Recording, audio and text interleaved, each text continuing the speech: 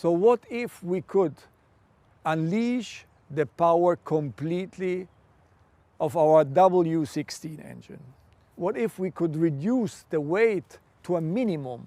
And what would be the result in terms of weight to power ratio on one hand side, but at the end of the day, what could be the performance of the car? And exactly this was my briefing, what if? And the response of the team was incredible. A fantastic car, the Bugatti Bolide. So, ladies and gentlemen, now we want to show you the car, the Bugatti Bolide. And the man who is going to go on the discovery journey for us is Andy Wallace. Ciao, Andy. Andy won once Le Mans and he was twice the fastest man on earth. So I want to send you on a journey, and the audience should see with your eyes this fantastic car.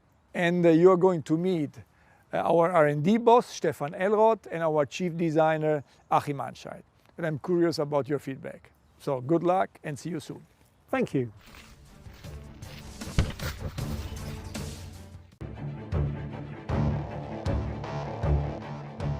Wow, it looks absolutely stunning. What a car. We're always talking about form follows performance, and now I can see exactly what you mean. At least in the very beginning, it was only form following performance. What really would happen if we strip a Bugatti Chiron of all its creature comfort and then position the driver quite a bit more extreme and lower in the car, and then almost shrink wrap an exterior around the driver and the technical components and make it an ultra minimal and ultra performant concept. That became the project Bolide. And then when I look at the frontal area of the car, actually all I can see now is form following performance. For the first time, we're streaming the air through the internal part, meaning inside of the front wheels around the main monocoque. So you can see that performance and aerodynamic development dominates the frontal appearance of the car. And when we go around the side, that story actually continues.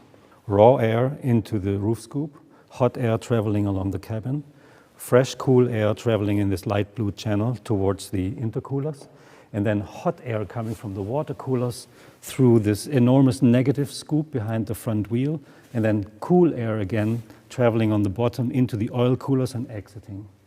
So this goes to show how technology and aerodynamic handling really came first, and then we try to find a win-win, how we position the cabin between the wheels, give the car quite a bit more stance, and also apply a bit of Bugatti identity with it, which I hope can be realized. It is unmistakably a Bugatti, and I can imagine that was not a work of a moment. Took a moment, but then, you know, it's actually an evolution of the C line of the Chiron. And then compare that to the Bugatti line of the Divo, is quite a bit more sporty. And here you have the ultimate sportiness, no, on the Bolide, where the Bugatti line becomes super fast and really nice and elongated in proportion. So what's happening at the rear? Come on, I'll show you. So you see here that the exhaust was put right in the center of the rear end, therefore allowing the diffuser having maximum performance width. And at the same time, it creates an architecture where everything around the exhaust really is there for extracting hot air from the engine compartment.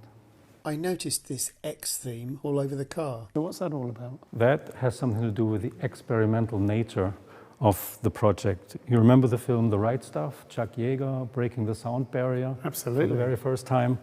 For us, this was a similar approach to this project. This experimental track-focused car with the X graphics all around. But I think the most prominent, you see that on the frontal area. Now this remains probably my favorite view. You see the fuselage really arriving at the crash box, and everything ends with the Bugatti horseshoe here in the front. And then left and right you have this X graphic positioned all the way to the outside of the car, giving ultimate width expression into the exterior shape. And I like the reminiscence, you know, to the classic X graphic over the glass of vintage race cars, which you find repeated here on the frontal graphic, but it also builds a bridge to the glorious days of Bugatti GP racing, in the 1920s and 1930s. This is Louis Chiron with his Type 51 winning in Monaco. And I think it's a wonderful analogy between The secret of success in those days, which was unmistakably the power-to-weight ratio, but it's a similar feeling and it creates a link that we like very much. Let's go and meet Stefan. He's going to show us the underpinnings of the Bolide. I wonder how far Bugatti will go this time. Further than we ever did before. Andy, a very warm welcome here at Bugatti Engineering. Thank you very much. Great to see you. So what if we take our W16 8-liter capacity engine and make a very radical concept out of that? The result is the Bugatti Bolide. And we simulated a lot with that car, and the results are breathtaking. Staggering. To achieve this, you have to have a lot of innovations, material-wise, concept-wise in the car. For example, this one, auxiliary shaft we have here. The auxiliary shaft brings the power from the gearbox back to the rear axle. And it's a hybrid part made out of carbon fiber and with titanium fittings. Half the weight, but twice as strong as the regular one. And to think it can take all that force. Yeah, and if we walk around, there's another part I have to show you. So this is the part of a front suspension, it's double wishbone suspension, and this is the push rod. And yeah, it's printed out of titanium. Incredible, because it weighs 100 grams. And the wall thickness varies between 0.5 and 1 millimeters. It has an inner structure, printed inner structure. And the braking force of that part is 3.7 tons. So 2 Chirons. Yes, basically, 2 Chirons. Honestly, it's ridiculous how light that is when you consider how strong it needs to be. It's beautifully made too. Would you miss this one? Yes, of course. Ah, okay. As you know, of course, to get the air through the car, around the car, in the right way, it's very scientific to have the airflow there where you want to have the airflow. And basically, the car has an adjustable front splitter, adjustable rear wing, a 3-layer rear diffuser, and on the top we have air intake for the engine, and there we have inflatable bubbles on that air intake. On higher speed, if you inflate those bubbles, the air stays on the car without any kind of turbulences, so that you get a better airflow on the rear wing, and on the same way you have more downforce. And if we go on the side, the car is according to FIA free formula racing car rules. So the monocoque has an integrated rollover protection system. We have an integrated side impact protection with a coolant going through that. And we have Michelin slick tires, and the width of the tire is 340 millimeters in the front and 400. It's a massive tire, 400 in the back. It is. I think you have to have your own experience, Andy. Can I try it? Yes, jump in the car. Luckily, I brought my helmet with me. So now it's time to drive the Bolide, finally. So we've seen the underpinnings of the car and some of the exotic lightweight materials that we used in the manufacture.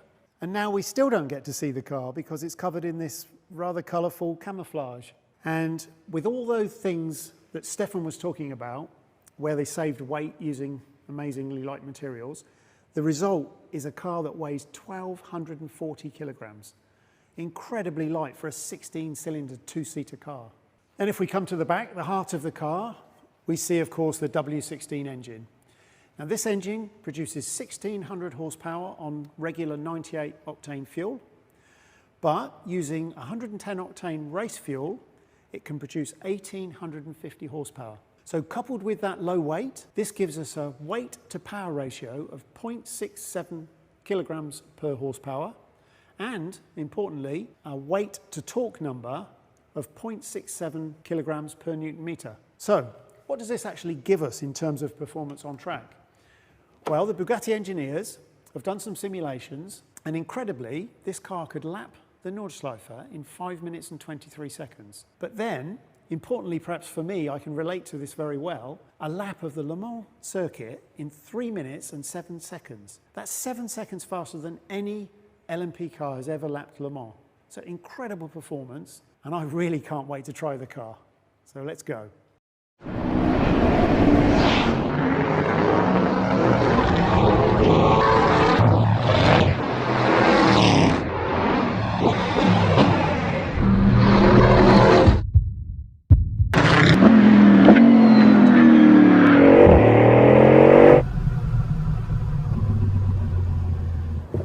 Wow, what an experience.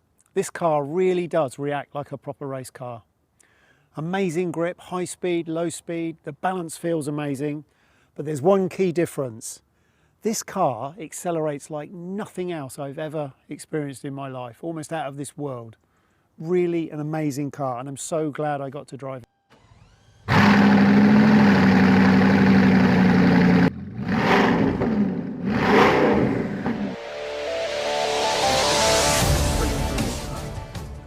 Hi Andy, and welcome back. So, can you tell me a bit about your experience with the car? Well, this project is as close as you can get to a real race car. I thoroughly enjoyed the opportunity. It's a great project. Well done, Bugatti. Thank you very much. We always value your feedback. This is very important to us.